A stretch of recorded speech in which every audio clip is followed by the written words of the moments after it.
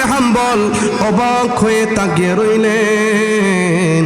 হায়রে, সেই থেকেই পর্যন্ত এই যুবকরা রুটির খামের মাকে পড়ে আস্তাগফিরুল্লাহ, চুলার মধ্যে রুটি মারে পড়ে আস্তাগফিরুল্লাহ, রুটি বের করে বিক্রি করে পড়ে আস্তাগফিরুল্লাহ, টাকা নেই পড়ে আস্তাগফিরুল্লাহ, টাকা নিয়ে বাক্সের মধ্যে ওই টাকাগুলো রাখে তাও পড়ে আস্তাগফিরুল্লাহ।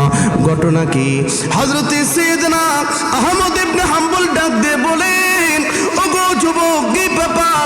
সেই থেকে পর্যন্ত আমি খেয়াল করলাম তোমার দোকানের মধ্যে যখন প্রবেশ করেছি আমি তখন থেকে খেয়াল করলাম তুমি সব সময় জবানের সাথে আস্তাগফিরুল্লাহ ইস্তেগফার লাগিয়ে রেখেছো, জবানে সব সময় পড়ছো আস্তাগফিরুল্লাহ আস্তাগফিরুল্লাহ। ঘটনা কি তুমি আমাকে একটু বলো। ওই যুবক ডাক দিয়ে বলেন, ওগো মুসাফির, এই ইস্তেগফার আমার দৈনন্দিন জীবনের একটা ওয়াজিফা, সুবহানাল্লাহ, দৈনন্দিন জীবনের একটি আমল। এই আমলটি করার কারণে এই ইস্তেগফারের বদৌলতে আল্লাহ রাব্বুল আলামিন আমাকে মুস্তাজাব দুআ বানিয়ে দিয়েছে। এই ইস্তেগফারের বদৌলতে আল্লাহ রাব্বুল আলামিন আমাকে মুস্তাজাব দুআ বানিয়ে দিয়েছে। মুস্তাজাব দুআ মানে হাত তুলতে দেরি লাগবে, কবুল হতে দেরি লাগবে।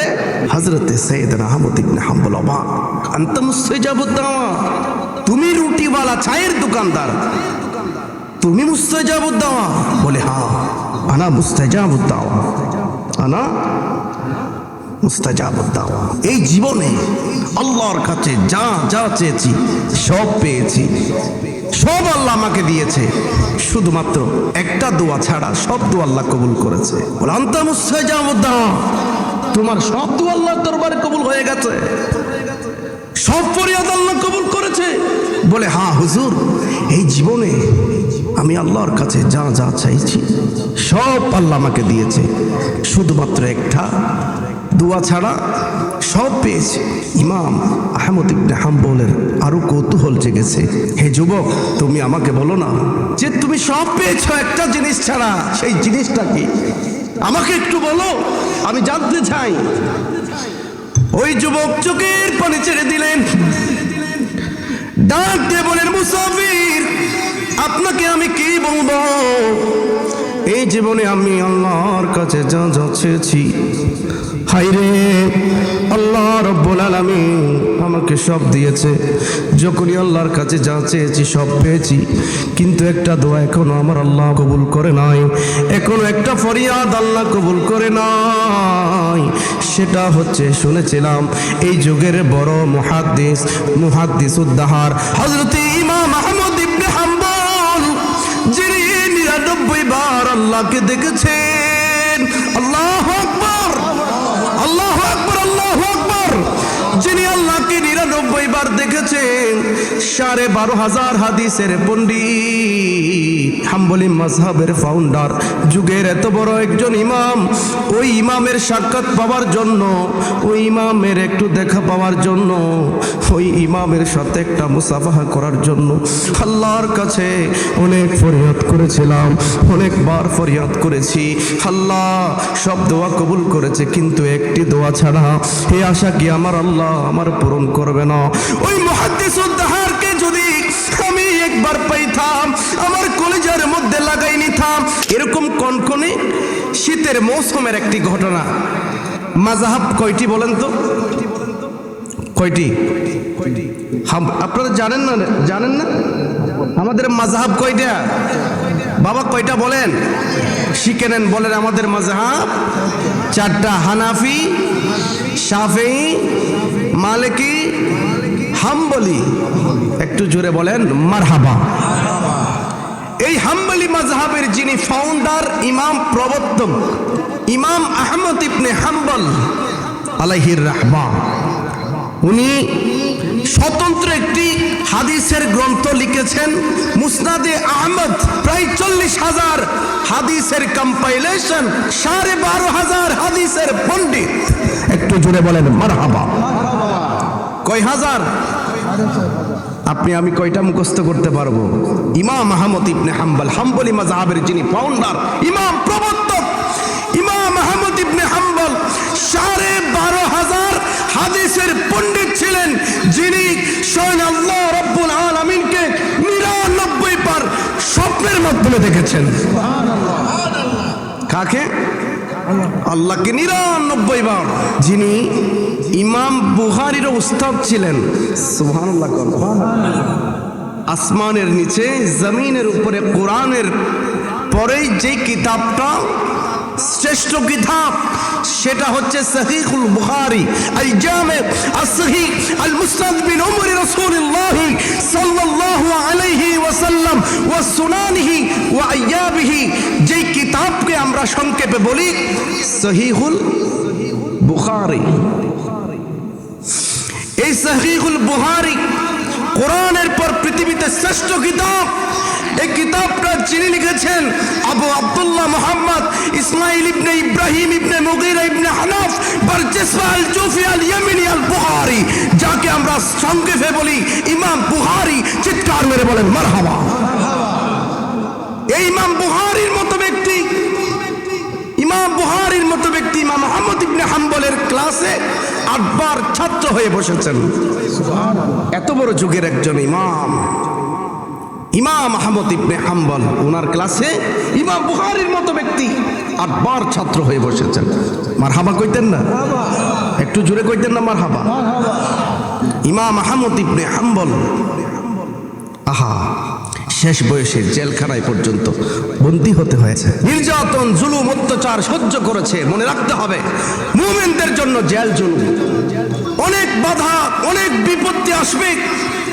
সব ডিঙ্গিয়ে, সব জুলুম, নির্যাতন, অত্যাচার সহ্য করে আমাদেরকে এগিয়ে যেতে হবে কোরআনের প্রেমে, হাদিসের প্রেমে, মদিনা পর্যন্ত পৌঁছে যেতে হবে। কথা বলেন ঠিক কিনা? কোনো বাধা মুমিনদেরকে আটকে রাখতে পারে না। সেজন্য আল্লাহ বলেন ওয়ালা তাহিনু ওয়ালা তাহজান, তোমরা হতাশ হয়ো না, তোমরা ভেঙে পড়ো না, তোমরাই সফল হবে যদি তোমরা মুমিন হতে পারো। সফলতা একদিন আসবে, সফলতা আসবে। তোমার জীবনে নামাজ অনেক বেশি হতে পারে, রোজা অনেক বেশি হতে পারে, আমল অনেক বেশি হতে পারে, কিন্তু কষ্টেরও কোনো কমতি নাই।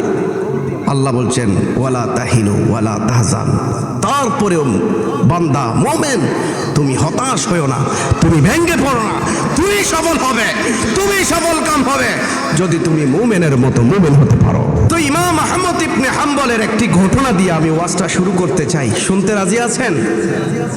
একক গ্রন্থ মুসনাদে আহমদ, প্রায় 40,000 হাদিসের কম্পাইলেশন এই কিতাবের মধ্যে। কনকনে শীতের মৌসুম, এভাবে একদম কনকনে শীত পড়ছে, বৃদ্ধা বয়সেও ঘরের মধ্যে আরাম আয়েশ করতে পারতো। হাম্বলি মাযহাবের যিনি ইমাম, চাইলে আরাম করতে পারতো, কিন্তু ঘরের মধ্যে কি বসে থাকতে পারে? আল্লাহর মুমিন বান্দারা কি ঘরের মধ্যে বসে থাকতে পারে? হাদিস সংগ্রহ করার জন্য কনকনে শীতের মৌসুম, বৃদ্ধ বয়সে বেরিয়ে গেছে। আল্লাহু আকবার। দেশ হতে দেশান্তরে বিভিন্ন দেশে চলে যাই হাদিস সংগ্রহ করার জন্য, আল্লাহর নবীর মুখের সেই বাণীগুলো সংগ্রহ করার জন্য। আজকে আমরা হাদিস পড়ছি, আপনাদের সম্মুখে কত সহজে উপস্থাপন করছি। এগুলো আমাদের কাছে এমনি এমনি আসে নাই বাবা, অনেক কষ্টের মাধ্যমে। ইমাম বুখারী একটা হাদিস সংগ্রহ করতে গিয়ে 2 রাকাত নফল নামাজ পড়েছেন, মদিনাওয়ালার দিদার চেয়েছেন। যখনই বলেছেন এটা আমার হাদিস, তখন ইমাম বুখারী রাহমাতুল্লাহ আলাইহি হাদিসটি ওনার কিতাবের মধ্যে নোট করেছেন। বাবা এমনি এমনি আসে নাই এই হাদিস, যে আমরা মুখ দিয়ে হুট করে বলে ফেলছি, আপনারা শুনে ফেলছেন, এমনি এমনি আসে নাই। একটা হাদিস সংগ্রহ করে 2 রাকাত নামাজ পড়ে মদিনাওয়ালার দিদার পাওয়ার পর এই হাদিসটা কিতাবের মধ্যে কুট করেছেন। সুবহানাল্লাহ। ইমাম আহমদ ইবনে হাম্বল হাদিস সংগ্রহ করার জন্য বেরিয়ে গেছে, অনেক দূর একটি দেশের মধ্যে চলে গেছে। মাগরিবের নামাজ, ইশার নামাজ ওই মসজিদের মধ্যে আদায় করার পর কনকনে শীতের মৌসুম, বৃদ্ধ বয়সে এই মানুষটা কোথায় যাবে খেয়াল করছেন। সকাল যখন হবে ফজরের নামাজটাই মসজিদের জামাতের সাথে আমি আদায় করি, আবার বেরিয়ে যাব। জোরে বলেন, একটু জোরে বলবেন না সুবহানাল্লাহ? বলে আমি হাদিস পড়ে পড়ে রাত্রে এখানে মসজিদের বারান্দায় কাটিয়ে দিব, সকাল যখন হয়ে যাবে আমি আবার বেরিয়ে যাব। কিন্তু মসজিদের যিনি দারোয়ান আছে উনি বলছেন, হে মুরব্বী, আপনি এখানে কি করছেন? এটা তো থাকার জায়গা না, আপনি এখান থেকে চলে যান, বের হয়ে যান। যুগের এত বড় একজন ইমাম, ইমাম আহমদ ইবনে হাম্বল, হাম্বলি মাযহাবের ফাউন্ডার, ইমাম প্রবর্তক, ওনাকে চিনে নাই, বলে এখান থেকে বের হয়ে যান, তাড়াতাড়ি বের হন, আমি দরজা অফ করে দিব। বলে, ইমাম, আমি মাগরিবের নামাজ, ইশার নামাজ জামাত সহকারে মসজিদ আদায় করেছি, আমি ফজরের নামাজের মুসল্লি, জামাতটা আদায় করেই আমি আবার সকালে বের হয়ে যাব। আজকের রাতটা শুধুমাত্র এখানে আমাকে থাকার একটু সুযোগ দেন, আমি মুসাফির, আমি যাবার তো এবং কোনো জায়গা নাই, কোন শীত, গভীর অন্ধকার, চতুর্দিকে আমি কোথায় যাব? বলে না, আপনাকে এখানে থাকতে যাওয়া যাবে না, আপনি যেখানেই মন চায় আপনি সেখানে চলে যান, এখানে থাকতে পারবেন না। আল্লাহু আকবার বলেন। হযরত সাইয়েদনা আহমদ ইবনে হাম্বল অবশেষে ওই মসজিদ থেকে বের হতে লাগলো। বের হওয়ার পর হাঁটতে হাঁটতে হাঁটতে হাঁটতে অনেক দূরে চলে গেছে। ওই অনেক দূরে যাওয়ার পর বিশাল একটি বাজার, ওই বাজারের মধ্যে একটা রুটির দোকান, ওই রুটির দোকানের মধ্যে একটা যুবক রুটি বানানোর কাজে প্রস্তুতি নিয়েছে। হযরতে আহমদ ইবনে হাম্বল ওই যুবককে ডাক দিয়ে বলে, ওগো যুবক, আমি মুসাফির মানুষ, এই গভীর রাতে যাওয়ার কোনো জায়গা নাই, আমি চাই আজকের রাতের কিছু অংশ তোমার এই চুলার পাশে বসে বসে আমি যদি হাদিস পড়ে পড়ে কাটিয়ে দিই, তোমার কি কোনো অসুবিধা হবে নাকি? ওই যুবক ডাক দিয়ে বলেন, আহলান ওয়া সাহলান, খুশামদেদ, ওগো মুসাফির, আপনি আমার রুটির চুলার আগুন পোহাবেন পাশে বসে বসে, আমার তো কোনো লস নাই, আপনি আসেন, আহলান ওয়া সাহলান, খুশামদেদ, আপনি বসেন, বসে বসে আগুন পোহান, আমার কোনো সমস্যা নাই। হযরত সাইয়েদনা আহমদ ইবনে হাম্বল বড্ড বড় খুশি হয়ে গেল, রুটির ওই চুলার পাশে বসে বসে হাদিস পড়ছেন। কিন্তু একটা বিষয় খেয়াল করছেন, ওই যুবকটা রুটির খামির মাকে পড়ে আস্তাগফিরুল্লাহ, পড়েন আস্তাগফিরুল্লাহ। ওই রুটির খামির মাকে যুবকটা পড়ে আস্তাগফিরুল্লাহ, আবার রুটি চুলার মধ্যে মারে পড়ে আস্তাগফিরুল্লাহ, রুটি চুলার ভেতর থেকে বের করে পড়ে আস্তাগফিরুল্লাহ, আবার রুটি বিক্রি করতে লাগলো, পড়ে আস্তাগফিরুল্লাহ, রুটি বিক্রি করে টাকা নাই, পড়ে আস্তাগফিরুল্লাহ, টাকা নিয়ে বাক্সের মধ্যে ওই টাকাগুলো রাখে, পড়ে আস্তাগফিরুল্লাহ। হযরত সাইয়েদনা আহমদ ইবনে হাম্বল অবাক হয়ে তাকিয়ে রইলেন। হায়রে, সেই থেকেই পর্যন্ত এই যুবকরা রুটির খামির মাকে পড়ে আস্তাগফিরুল্লাহ, চুলার মধ্যে রুটি মারে পড়ে আস্তাগফিরুল্লাহ, রুটি বের করে বিক্রি করে পড়ে আস্তাগফিরুল্লাহ, টাকা নেই পড়ে আস্তাগফিরুল্লাহ, টাকা নিয়ে বাক্সের মধ্যে ওই টাকাগুলো রাখে, তাও পড়ে আস্তাগফিরুল্লাহ। ঘটনা কি?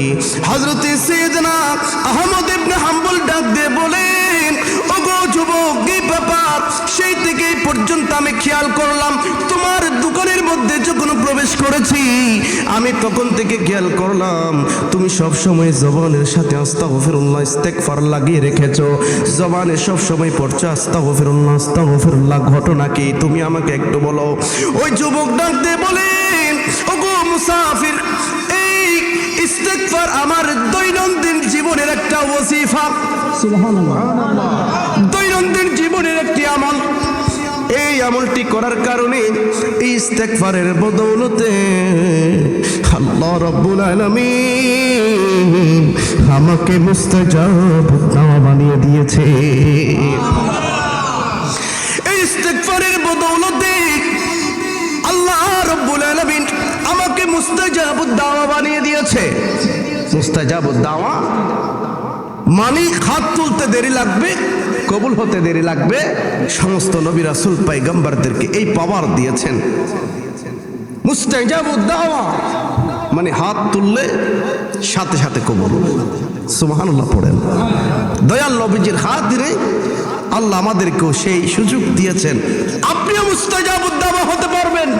আপনি রিক্সাওয়ালা হতে পারেন, দিনমজুর হতে পারেন, আপনি একেবারে মূর্খ হতে পারেন, কোরআন হাদিসের এলম না থাকতে পারে, কিন্তু আল্লাহ রাব্বুল আলামিন দয়াল নবীজির হাতে এমন কিছু আমল দিয়েছে, সেই আমলগুলো যদি আপনি করতে পারেন আপনাকে মুস্তাজাবুদ দাওয়া বানিয়ে দিবেন কে? জোরে বলেন কে? আপনি হতে পারবেন মুফতি, মুহাদ্দিস, মুফাসসির, বড় আল্লাহওয়ালা, বড় নামাজি হওয়া লাগবে না। আমার নবী বলছেন অল্প আমলই তোমার জন্য নাজাতের যথেষ্ট হবে। সুবহানাল্লাহ। এমন কিছু স্পেশাল আমল আল্লাহ আমাদেরকে দিয়েছেন নবীজির খাতিরে, সে আমলগুলো আপনিও যদি করেন আপনিও মুস্তাজাবুদ দাওয়া হতে পারবেন। শুধু আপনার এই হাত তুলতে দেরি লাগবে, কবুল হতে দেরি লাগবে। এটার জন্য বড় আলেম হওয়া লাগবে? বড় আলেম হওয়া শর্ত নয়। বড় মুফতি, মুহাদ্দিস, মুফাসসির, বড় নামাজি, বড় তাহাজ্জুদ গুজার, বড় আল্লাহওয়ালা হওয়া বড় শর্ত নয়, ভালো মানুষ হওয়া বড় শর্ত। কথা বলেন ঠিক কিনা? আগে তোমাকে মানুষ হতে হবে। বড় ইবাদত গুজার, তাহাজ্জুদ গুজার এটা বড় শর্ত নয়, আমাকে ভালো একটা মানুষ হতে হবে। এই ভালো মানুষ যদি আপনি হন, আপনিও আল্লাহর কাছে চাইতে দেরি লাগবে, মানুষের জন্য আপনি হাত তুলতে দেরি লাগবে, আপনার এই হাতও আল্লাহর দরবারে কবুল হতে দেরি লাগবে। হযরতে সাইয়েদনা আহমদ ইবনে হাম্বল অবাক, আনতা মুস্তাজাবুদ দাওয়া, তুমি রুটিওয়ালা, চায়ের দোকানদার, তুমি মুস্তাজাবুদ দাওয়া? বলে হ্যাঁ, আনা মুস্তাজাবুদ দাওয়া, আনা মুস্তাজাবুদ দাওয়া। এই জীবনে আল্লাহর কাছে যা যা চেয়েছি সব পেয়েছি, সব আল্লাহ আমাকে দিয়েছে, শুধুমাত্র একটা দোয়া ছাড়া সব দোয়া আল্লাহ কবুল করেছে। বলে আনতা মুস্তাজাবুদ দাওয়া, তোমার সব দোয়া আল্লাহর দরবারে কবুল হয়ে গেছে, সব ফরিয়াদ আল্লাহ কবুল করেছে? বলে হ্যাঁ হুজুর, এই জীবনে আমি আল্লাহর কাছে যা যা চাইছি সব আল্লাহ আমাকে দিয়েছে, শুধুমাত্র একটা দোয়া ছাড়া সব পেয়েছে। ইমাম আহমদ ইবনে হাম্বলের আরো কৌতূহল জেগেছে, হে যুবক, তুমি আমাকে বলো না যে তুমি সব পেয়েছো একটা জিনিস ছাড়া, সেই জিনিসটা কি? আমাকে একটু বলো, আমি জানতে চাই। ওই যুবক চোখের পানি ছেড়ে দিলেন, ডাক দিয়ে বলেন, মুসাফির, আপনাকে আমি কি বলবো? এই জীবনে আমি আল্লাহর কাছে যা যা চেয়েছি, হায়রে আল্লাহ রাব্বুল আলামিন আমাকে সব দিয়েছে। যখনই আল্লাহর কাছে যা চেয়েছি সব পেয়েছি, কিন্তু একটা দোয়া এখনো আমার আল্লাহ কবুল করে নাই, এখনো একটা ফরিয়াদ আল্লাহ কবুল করে নাই।